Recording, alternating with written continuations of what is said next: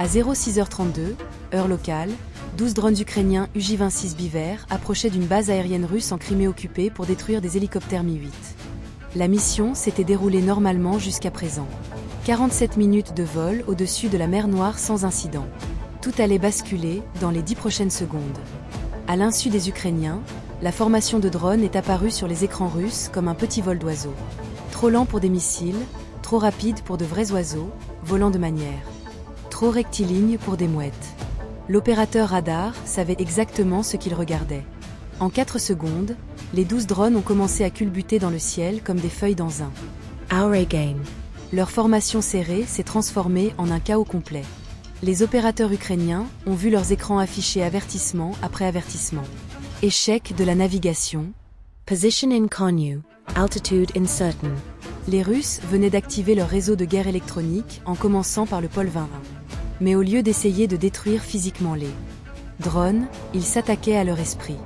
Les calculateurs de navigation recevaient des données impossibles, leur indiquant qu'ils étaient sous terre une seconde, dans l'espace la suivante. Volant d'une manière ou d'une autre à l'envers tout en avançant. C'est parce que les satellites GPS sont comme des haut-parleurs, chacun envoyant un signal unique qui vous dit exactement où vous êtes. Les satellites diffusent à environ un quadrillonionième de watt. Ainsi, au moment où le signal atteint la Terre, il est si faible que les drones ont besoin d'un silence parfait pour les entendre. Le pôle 21 est comme un haut-parleur géant de concert de rock. Il crée de faux signaux, les diffusant 20 milliards de fois plus fort que les vrais. Les récepteurs des drones se verrouillent sur ces mensonges parce qu'ils sont plus forts que les vrais signaux GPS. L'opérateur ukrainien, observant ce chaos, avait environ 10 secondes avant que ces drones ne s'écrasent en mer ou ne se percutent entre eux. Il est passé à l'INS, la navigation inertielle, qui n'a besoin d'aucun signal extérieur. Elle fonctionne en mesurant chaque petite accélération et en les additionnant pour suivre le mouvement. C'est comme marcher la nuit dans votre maison quand les lumières sont éteintes. Vous pourriez trouver le chemin, mais il est très difficile de naviguer. Le problème est que les petites erreurs s'accumulent rapidement. Ces unités dérivent de 50 mètres chaque minute. Ainsi, au moment où elles atteindraient la cible, elles pourraient manquer toute la base aérienne. Mais cela a fonctionné. Les drones ont cessé de culbuter, se sont reformés en groupes approximatifs de 3 et ont continué vers la Crimée. Ils avaient perdu 2 drones par collision dans le chaos, en laissant 10 toujours en vol. Les opérateurs ukrainiens ont poussé un soupir de soulagement discret. Mais ce n'était que le premier acte. L'opérateur du Krasuka 4 regardait son écran avec satisfaction alors que les drones se reformaient et continuaient leur progression. Parfait. Ils avaient mordu à l'appât. Il a décroché le téléphone pour appeler la station Pôle 21 située à 7 km de là. C'était l'heure de la phase 2. C'est là que les choses deviennent intéressantes. Le Krasuka 4 est conçu différemment du Pôle 21. Au lieu d'attaquer la navigation, il brouille la liaison de contrôle, le fil invisible entre l'opérateur et le drone Beaver. La plupart des drones militaires communiquent avec leurs opérateurs sur 2,4 ou 5,8 GHz, les mêmes fréquences que le Wi-Fi. Le Krasuka inonde ses canaux avec des signaux qui ressemblent exactement à de vraies commandes, mais qui ne contiennent que des déchets. 7 minutes après l'attaque du GPS, les écrans ukrainiens sont devenus noirs. La première vidéo s'est transformée en neige, des blocs pixelisés de néant. Ensuite, les commandes de contrôle ont cessé. Défonctionnaire. Pousser le manche à gauche, rien. Tirer vers l'arrière, rien.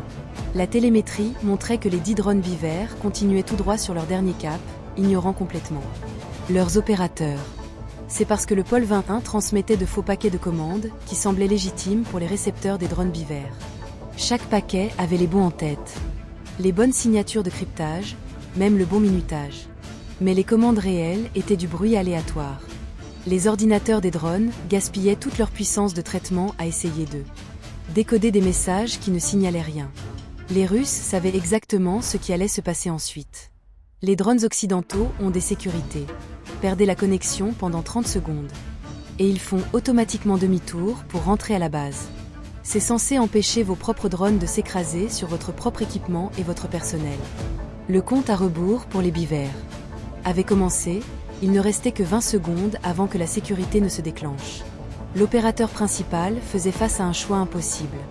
Il pouvait laisser les drones rentrer, ou il pouvait activer leur système de secours, des points de passage préprogrammés. Cela les transformerait en missiles de croisière qui suivent un itinéraire téléchargé avant le lancement. Mais ils perdraient tout contrôle et ne pourraient pas abandonner si quelque chose tournait mal. 15 secondes. L'opérateur savait que les Russes écoutaient, attendant que les drones fassent demi-tour. 10 secondes, le pilote a basculé l'interrupteur du protocole d'urgence, convertissant 10 appareils télécommandés en armes autonomes. Les ordinateurs de bord des drones ont pris le relais, suivant les coordonnées gravées dans leur mémoire avant le lancement. Ils voleraient ensuite vers des points GPS spécifiques enregistrés lorsque les satellites fonctionnaient encore. Puis utiliseraient leurs caméras pour trouver des cibles ressemblant à des hélicoptères. 5 secondes avant la sécurité. L'écran restait noir, mais la télémétrie confirmait le changement de mode. Les drones bivers s'enfonçaient dans l'obscurité électronique, désormais immunisés contre tout nouveau brouillage, mais aussi hors de tout contrôle humain. Ils avaient 41 minutes de carburant et absolument aucun moyen de changer leurs coordonnées si les Russes avaient déplacé ces hélicoptères. Les 10 drones bivers ont continué à voler dans l'obscurité pendant encore 12 minutes, leurs caméras enregistrant inutilement le ciel tandis que leurs ordinateurs rudimentaires comptaient les kilomètres restants jusqu'à la cible. À 06h51, ils ont franchi une ligne invisible à 40 km de la côte de Crimée et tout a changé. Une batterie Pantsir, S1 stationnée près de Eupatoria venait de les repérer. L'opérateur radar du Pantsir a vu 10 petits contacts apparaître sur son écran, se déplaçant à 180 km/h, à 500 mètres d'altitude. Le système les a immédiatement classés comme des drones probables en fonction de leur surface équivalente radar, environ la taille d'un grand oiseau, mais volant de manière trop droite, trop stable et en groupe. L'ordinateur d'engagement a commencé à calculer des solutions de tir tandis que le radar passait du mode recherche au mode poursuite, concentrant son faisceau sur le groupe de tête des drones. C'est là que le Pantsir S1 excel. Contrairement aux anciens systèmes qui font pivoter mécaniquement une antenne radar, le Pantsir utilise une antenne à balayage électronique. Imaginez un panneau plat couvert d'une grille de 7000 petites antennes, chacune pas plus grosse que votre pouce. L'antenne envoie ses ondes radio avec un léger retard par rapport à sa voisine. Comme faire la hola dans un stade. Mais avec de l'énergie électromagnétique. Lorsque les 7000 ondes se combinent, elles créent un faisceau focalisé qui peut balayer à gauche, à droite, en haut ou en bas instantanément sans queue. Le panneau ne bouge du tout. Le radar envoie une impulsion qui s'étend comme un cône invisible, frappe le drone, rebondit, et le délai de réponse indique au système exactement à quelle distance se trouve la cible. En balayant ce faisceau 50 fois par seconde, l'ordinateur construit une image précise de la vitesse, de l'altitude et de la direction.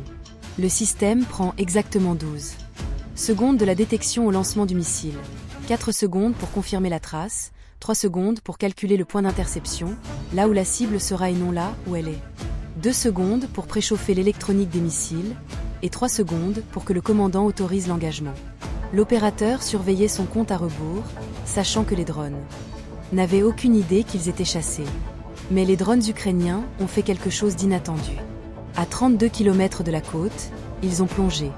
Pas une descente douce, mais un plongeon presque vertical vers l'eau. L'opérateur du Pantsir les a vus descendre de 500 mètres à seulement 5 mètres au-dessus des vagues en environ 8 secondes. Ce n'était pas Aléatoire. C'était programmé. L'unité principale savait exactement où les radars russes étaient positionnés et avait codé des manœuvres d'évitement pour se déclencher à des distances spécifiques. À 5 mètres d'altitude, l'opérateur du Pantsir a vu son affichage radar auparavant clair devenir chaotique. Chaque drone apparaissait comme 2 cibles, l'une volant juste au-dessus de l'eau, une autre volant incroyablement au-dessous. L'ordinateur de poursuite n'arrêtait pas de basculer entre les deux, incapable de décider laquelle était réelle. Les calculs de distance sautaient sauvagement entre la distance précise et le double de la distance réelle. Cette manœuvre a fonctionné parce que lorsque les ondes radar frappent l'eau, elles rebondissent. Ces réflexions créent une image miroir de la cible sous la surface. Le Pantsir à $1 million luttait maintenant pour séparer les cibles réelles des échos-fantômes. L'opérateur radar a essayé de changer de fréquence, d'ajuster les filtres, d'augmenter la puissance. Les drones restaient bas, rasant les vagues, plongeant parfois si près que les embruns éclaboussaient leurs caméras. La solution de poursuite ne cessait de se briser et de se reformer. L'ordinateur du Pantsir ne pouvait pas maintenir un verrouillage solide assez longtemps pour garantir un impact. Mais les drones ne pouvaient pas rester à la hauteur des crêtes des vagues. 8 km plus loin, La côte de Crimée s'élevait en falaise de 50 mètres. Voler tout droit signifiait monter, et monter signifiait redevenir visible. Dès que le drone de tête s'est cabré pour franchir les falaises, le Pantsir a eu sa fenêtre de tir. L'opérateur a pressé la détente, et 2 missiles 57-6 ont rugi depuis l'heure. Lancer. Puis 2 autres. Puis une autre paire. 6 missiles au total, accélérant à Mach 3 en moins de 2 secondes. Les missiles 57-6 que vous voyez ici foncer vers eux sont à 2 étages, ce qui signifie un propulseur qui brûle pendant 2 secondes pour atteindre la vitesse, puis un moteur de maintien qui conserve la vélocité pendant les 12 secondes de vol. La charge utile n'a pas besoin d'un coup direct. Elle est entourée de 5000 cubes de tungstène qui se pulvérisent vers l'extérieur comme un coup de fusil de chasse lorsque le détonateur de proximité se déclenche. À Mach 3, un cube de la taille d'une pièce de 10 centimes déchiquettera un drone. Les missiles volaient initialement sous guidage radar. Le radar du Pantsir suivait à la fois les missiles et les cibles, transmettant des corrections de trajectoire par radio. Mais à 2 km de l'interception, le propre radar de chaque missile s'est activé. Ces autodirecteurs, de la taille d'une assiette, ont commencé à chasser indépendamment. Les drones étaient maintenant poursuivis par 6 prédateurs intelligents capables de réfléchir plus vite que n'importe quel Operateur Hamine. Les drones bivers ukrainiens ont exécuté leur seule défense, le chaos pur. Ils ont cabré à la verticale, montant droit comme des fusées. Les missiles voyageant 3 fois plus vite ne pouvaient pas égaler le rayon de virage. La physique est brutale à Mach 3. Même un léger virage crée des forces de gravité écrasantes.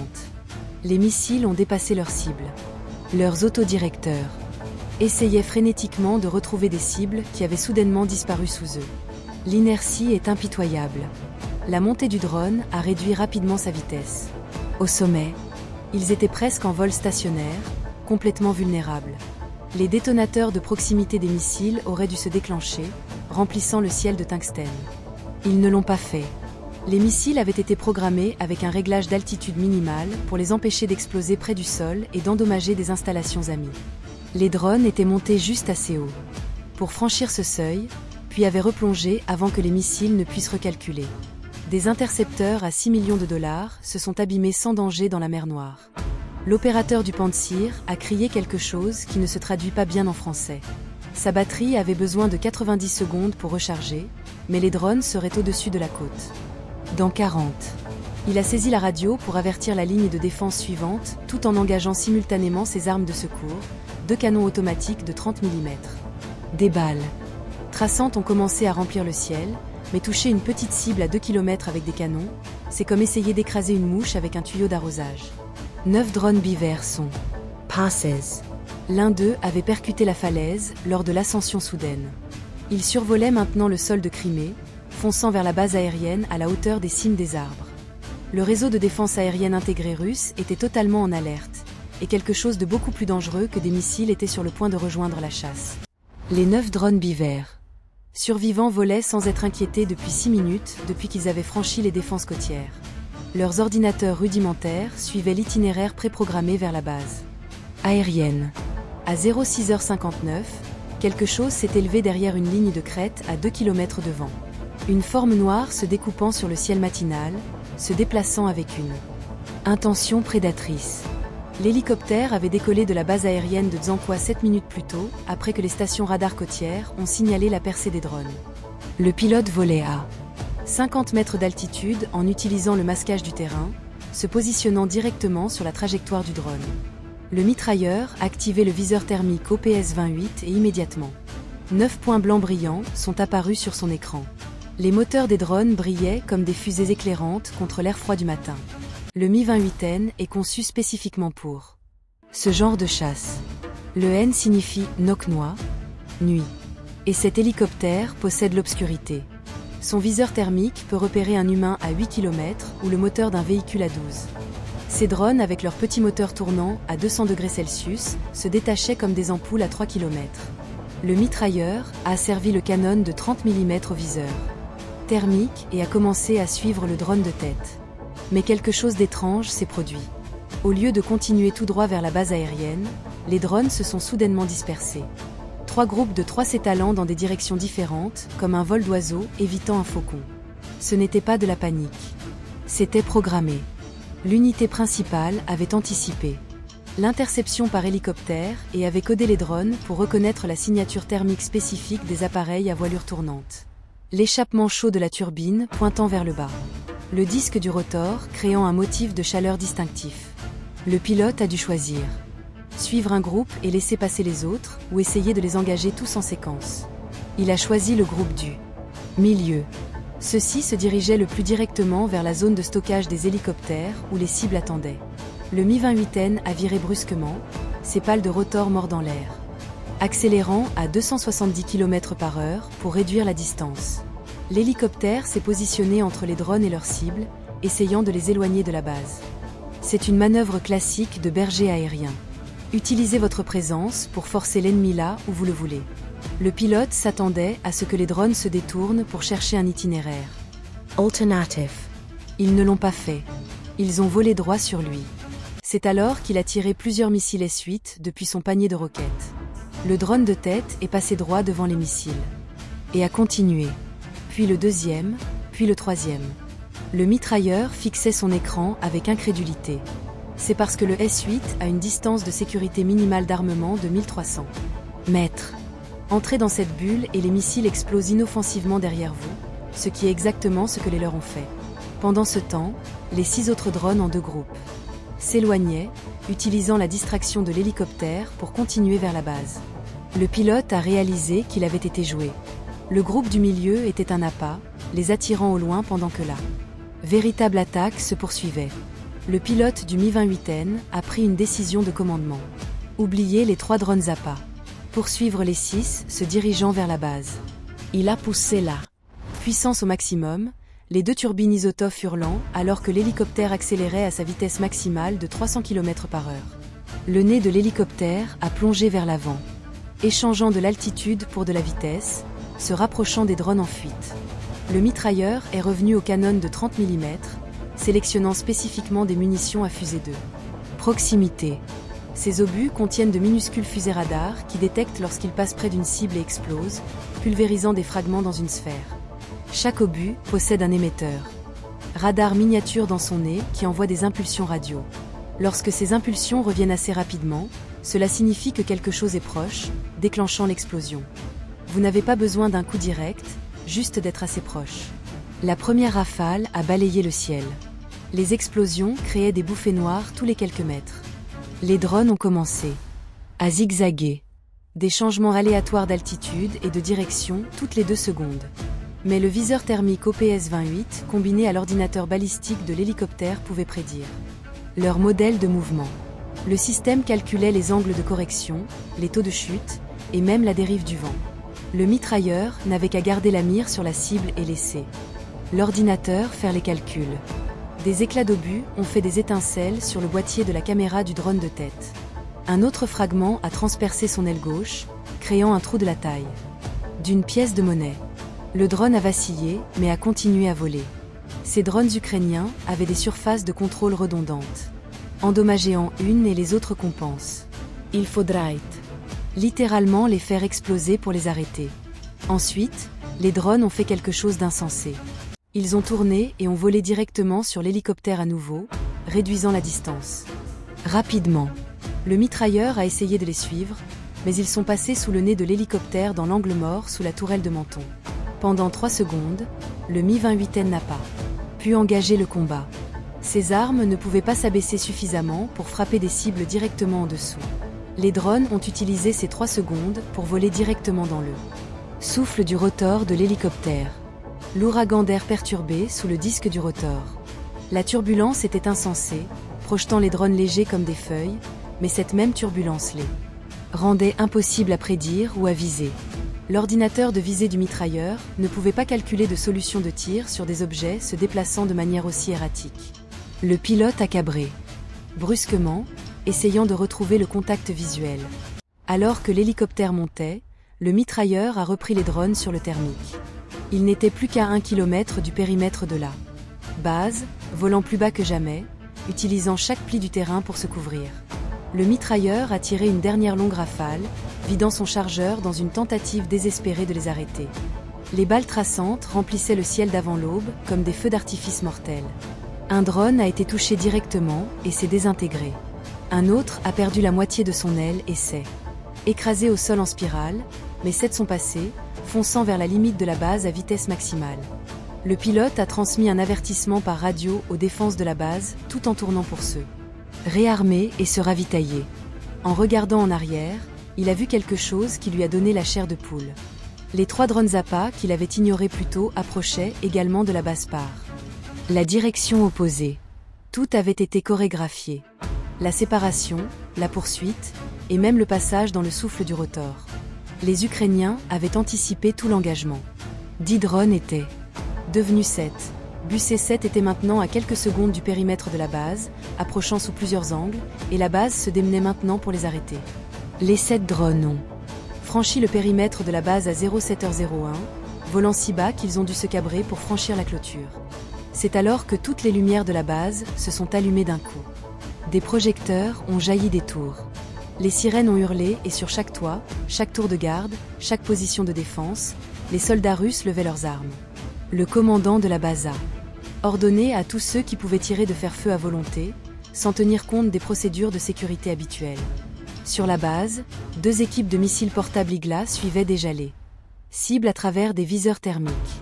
Ces missiles tirés à l'épaule sont des chercheurs de chaleur conçus pour se diriger vers les moteurs d'avion.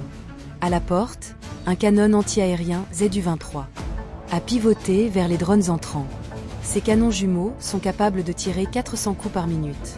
Le problème lorsqu'on jette tout sur une cible est que l'on risque de toucher ses propres installations. Mais avec 7 drones convergeant vers les zones de stationnement des hélicoptères, le commandant a décidé que le tir ami était un risque acceptable. Il a saisi sa radio et a annoncé l'ordre de feu libre. Tirer sur tout ce qui vole. Le premier opérateur d'Igla a obtenu un verrouillage parfait. La tête chercheuse du missile, refroidie par de l'azote gazeux comprimé, a capté la chaleur du moteur du drone de tête à 800 mètres. La tonalité distincte dans son écouteur est passée d'un grognement à un sifflement aigu continu, ce qui signifie un bond. Vera Village. Il a pressé la détente. Rien ne s'est passé. Puis il s'est souvenu de la distance minimale d'armement. L'Igla ne détonnera pas à moins de 500 mètres pour protéger le tireur de son propre missile.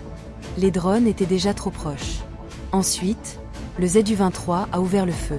Ses canons clignotaient en tirs alternés. Ce sont des armes brutales. Des obus explosifs de 23 mm conçus à l'origine pour déchiqueter les avions en aluminium. Chaque obus contient 11 grammes d'explosifs qui détonnent à l'impact. Le mitrailleur a balayé le chemin du drone 2. Tête avec son tir, créant un rideau d'explosion. Mais toucher quelque chose de la taille d'une table basse, se déplaçant à 50 mètres par seconde à 600 mètres de distance, est extrêmement difficile. Les défenseurs de la base avaient une dernière carte à jouer. Un véhicule blindé BTR-82A a surgi au coin de la rue. Son canon automatique de 30 mm était déjà en train de viser. Ce n'était pas conçu pour le travail anti-aérien, mais le désespoir rend tout le monde innovateur. Le mitrailleur a élevé son canon à l'angle maximal et a commencé à tirer des obus à explosion aérienne en essayant de créer un mur d'éclat entre les drones et leurs cibles. Les drones étaient maintenant à 200 mètres de la zone de stationnement des hélicoptères. 150 meters, centimeters. Leurs ordinateurs rudimentaires effectuaient les calculs finaux, choisissant des points de visée spécifiques. Contrairement aux pilotes humains qui pourraient hésiter à la dernière seconde, ces machines n'avaient aucun concept d'instinct de conservation. Elles rempliraient leur mission ou cesseraient d'exister. Il n'y avait pas de troisième option. 50 mètres. Les défenseurs pouvaient maintenant voir les drones. Des formes sombres contre les projecteurs, se déplaçant avec une précision inhumaine. 20 mètres. Un soldat avec un fusil a réussi à mettre une longue rafale dans l'aile d'un drone, l'envoyant culbuter. 6 drones restants. 10 mètres. Les caméras thermiques se remplissaient des signatures thermiques de leur cible. 5 mètres. Les ordinateurs de bord ont fait leur choix final de point d'impact, sélectionnant les points les plus vulnérables que leurs algorithmes pouvaient identifier. Dans les 3 secondes suivantes, des mois de planification allaient rencontrer la réalité. Le premier drone a percuté le Mi-8 numéro 1 à 197 km/h, frappant le réservoir 2. Carburant juste derrière le compartiment de l'équipage. Le réservoir contenait 1450 litres de kérosène d'aviation. L'impact a rompu le réservoir instantanément. pulvérisant le carburant en une fine brume qui s'est enflammée au contact du moteur chaud du drone. Avant que quiconque ne puisse réagir, le deuxième drone a frappé le Mi-8 numéro 2. Cet hélicoptère était configuré pour l'attaque au sol avec 4 paniers de roquettes B-8V20, chacun contenant 20 roquettes S-8. L'impact du drone a fait détonner la charge utile d'une roquette, ce qui a déclenché une réaction en chaîne. 80 roquettes ont commencé à exploser en séquence, sans décoller, mais explosant sur place. Le troisième drone a trouvé l'antenne radar Nebo-U, ciblant spécifiquement la base de la structure de l'antenne. Le 55ZH6U est construit sur un châssis de camion avec le réseau d'antennes montées sur des vérins hydrauliques. Le drone a frappé le réservoir hydraulique, le rompant et pulvérisant du fluide partout. La structure entière, haute de 12 mètres et pesant plusieurs tonnes, a basculé comme un arbre qui tombe, écrasant sa propre cabine de contrôle. Le troisième hélicoptère n'a pas seulement brûlé, il a explosé. Ce Mi-8 était configuré pour le transport, mais sa soute contenait des munitions en cours de livraison aux positions avancées. Des caisses de cartouches de fusil, des grenades et des obus de mortier ont ajouté leur propre contribution à la catastrophe. Les explosions sont devenues continues, chacune déclenchant davantage de munitions stockées, créant une réaction en chaîne qui allait se poursuivre pendant les 17 minutes suivantes. Les 4e et 5e drones, cherchant toujours des cibles, n'en ont trouvé aucune qui corresponde à leurs paramètres. Tout brûlait déjà. Ils sont passés par défaut à la programmation secondaire et ont plongé dans la plus grande source de chaleur qu'ils pouvaient détecter, l'enfer croissant qui était autrefois la zone de stationnement des hélicoptères. Leurs impacts sont passés presque inaperçus dans la dévastation générale. L'unité principale venait de démontrer que pour le prix d'environ 300 000 sandwichs MC Chicken, la Russie s'attaque à plus gros qu'elle ne peut mâcher en Ukraine. Au revoir pour le moment.